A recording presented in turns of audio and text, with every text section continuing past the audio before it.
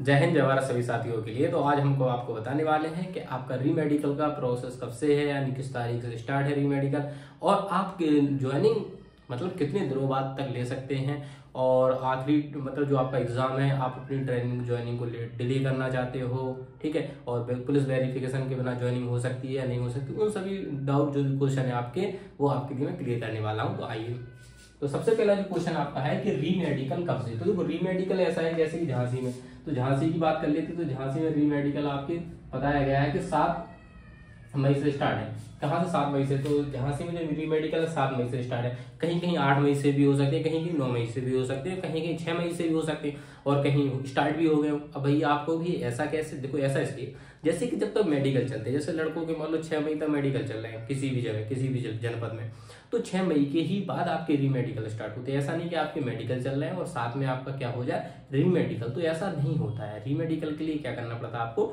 जब री मेडिकल तभी होंगे जब आपका मेडिकल समाप्त हो जाएगा, ठीक है। तो री मेडिकल की ये प्रोसेस रहती है। री मेडिकल में देखो ऐसा है कि जैसा भी प्रोसेस हो आपको उस तरीके से देखना हो, उसमें 90% लड़के क्या हो जाते हैं, पास हो जाते हैं, ठीक है।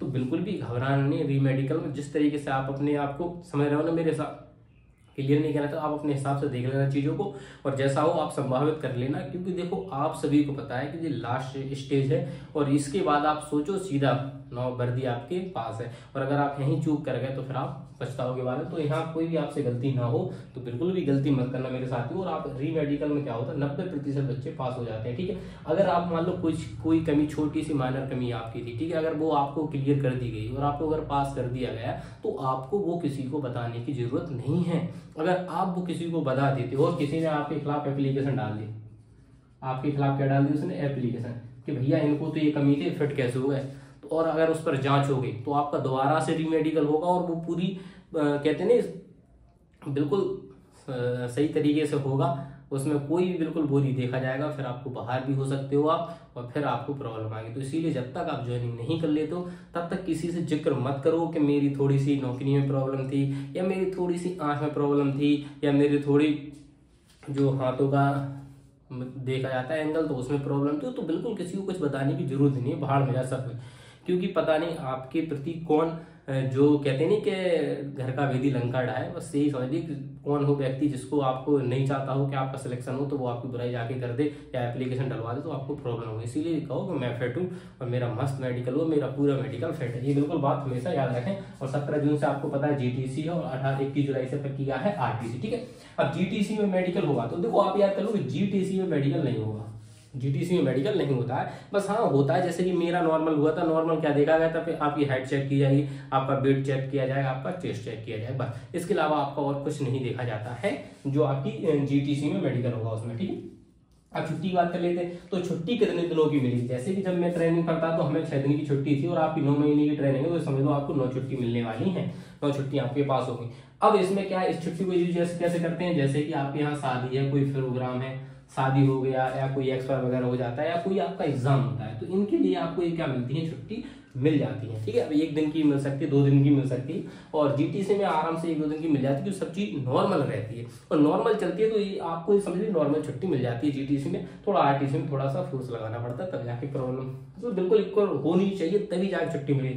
और खासकर कोई शादी स्वयं की शादी ना करें, स्वयं की शादी मत करना मेरे भाई ना। आप सब जानते हो कि आपकी 5-6 दिन में शादी नहीं हो पाई, ना आप कोई एंजॉय कर पाओगे, तो मेरे साथ स्वयं की शादी कोई भी नहीं करेगा।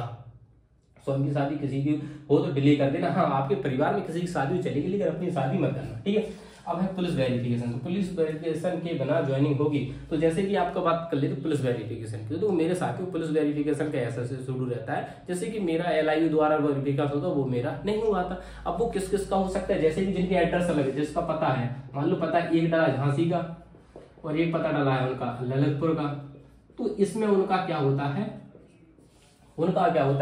LIU द्वारा चेक किया था कि हाँ ये फर्जीवाड़ा तो नहीं है कुछ, तो उन चीजों को देखा जाता है। अगर आपका सेम रहता तो ये बिल्कुल परेशान ना हो कि भैया मेरा तो हुआ ही नहीं, जैसे कि मेरा नहीं हुआ था, मेरे साथियों का मैं परेशान हो रहा था, मैं बार बार जा रहा था police line, SP office sir मेरा वो आ गया, तो उन्होंने कहा आप परेशान मत होइए, आपका हो गया होगा, कोई दिक्कत नहीं होगी, ठीक है। तो इसीलिए आप बिल्कुल इसको लेकर परेशान ना हो, वेरिफिकेशन के बिना ज्वाइनिंग नहीं, तो इसकी टेंशन ना लो, आपका वेरिफिकेशन होगा तब भी आपकी ज्वाइनिंग होगी, ठीक है।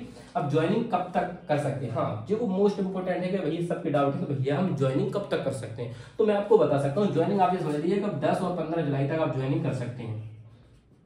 ठीक है, जैसे कि जिन पर केस चल रहा है, तो जिनका केस चल रहा है तो वो थोड़ी 15 जून को 17 जून को आ पाएंगे, वो तो 17 जून के बाद ही आते, तो सबकी बात क्या होती ज्वाइनिंग होती। जैसे किसी की मान लो मैं हूँ, अगर मैंने 17 जून को ज्वाइनिंग कर ली, ठीक है, और मेरे एक साथी ने 20 जून को ज्वाइनिंग की, तो मैं जो अपने साथ का साथी उससे 3 दिन क्या हो गया, सीनियर हो गया, वो 3 दिन मुझसे क्या हो जाता है, जूनियर होता है। ये दिक्कत होती है, क्योंकि पहले क्या होता था, विभागीय परीक्षा होती थी, तो विभागीय परीक्षा देकर हम क्या करते अपना प्रमोशन करा लेते थे। ठीक है, लेकिन अब ऐसा है कि विभागीय परीक्षा बंद होगी तो अब सिर्फ प्रमोशन होता है, और प्रमोशन में देखा जाता है कौन सीनियर है। जो सीनियर होता है उसका पहले प्रमोशन होता है, जो जूनियर होता है उसका बाद में होता है। तो साथ में आपने एक साथ नौकरी ली, लेकिन इधर अंतर आ गया कितने दिन का, 3 दिन का, तो 3 दिन के हिसाब से ये पहले बनेगा। अगर 1 दिन का भी अंदर है ना तो ये पहले बनेगा आपसे हेड, उसके बाद आप क्या बनेंगे, हेड बनेंगे। तो ये आपका नुकसान होता है, बाकी अपने हिसाब से कह सकते हैं, देख सकते हैं। ठीक है, और कोई भी साथी चाहता है कि भैया हम अपनी ट्रेनिंग को क्या डिले करा सकते हैं, तो डिले कराने के लिए आपको हेड ऑफिस क्या जाना पड़ेगा, हेड क्वार्टर आना पड़ेगा, लखनऊ में है वहां पर।